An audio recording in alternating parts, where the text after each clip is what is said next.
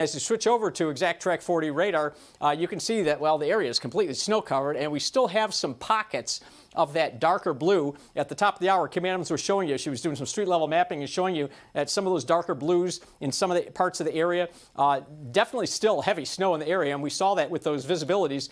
But here's where we have the good news. You look down to the south, and you can see the back edge of this snow shield. This stuff is now moving north-northeast, so as you can see, this stuff is going to, excuse me, this stuff is going to gradually start tapering off as we get into the late afternoon and evening hours. It's going to be tapering off basically from south-southwest to north-northeast, so it's going to be a process. So those of you in the north will see the snow extend a little farther into the evening. Those of you to the south will see it start to taper off a little bit earlier. And as Christy mentioned about perspective, this is a massive storm.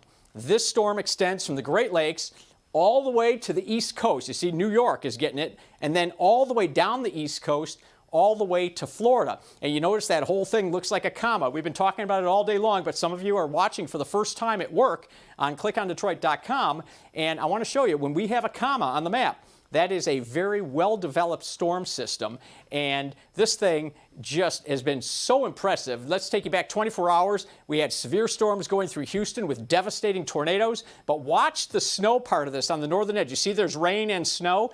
As we progress into the overnight hours and into this morning, as it approaches our area, it's moving northward into colder air. And you just watch, you're going to see that rain just change over to snow. Watch it. You see that green is getting smaller and smaller on the northern fringe. It's continuing to get smaller and smaller. And by the time we got to early this morning, it was all snow headed this way. And you can see just that channel of moisture coming up from the Gulf of Mexico with strong to severe storms now developing down across the Florida panhandle there. And the threat for severe weather continues today. Take a look. That's a slight risk there for that right ahead of that skinny line of storms. It didn't look impressive on radar, but there is actually even the threat for more tornadoes today. Hopefully nothing like what we saw yesterday, but certainly this has been a storm that has impacted basically the eastern two-thirds of the country in some way, shape, or form.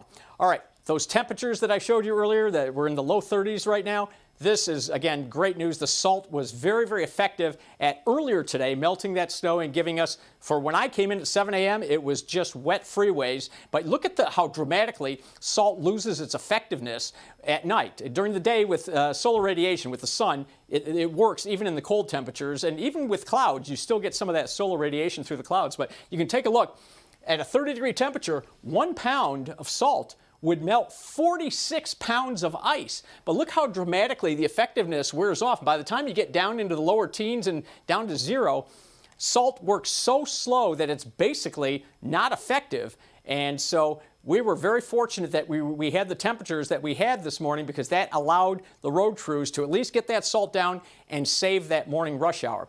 All right, so here's the storm system, and instead of putting an L on the map, I put the pressure line. So you see that inner circle, that's the lowest pressure right around Columbus, and you can see that that's where the center of that low is, and you see that heavier band of snow right over southeast Michigan there. That's that darker blue. But as we progress through the afternoon, as I just showed you on radar, that back edge of that snow is now approaching the state line by 4 o'clock.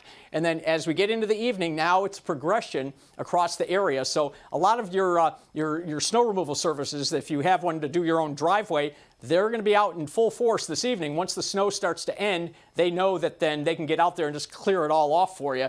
And then by the time we get to tomorrow morning, the storm actually crosses over Buffalo.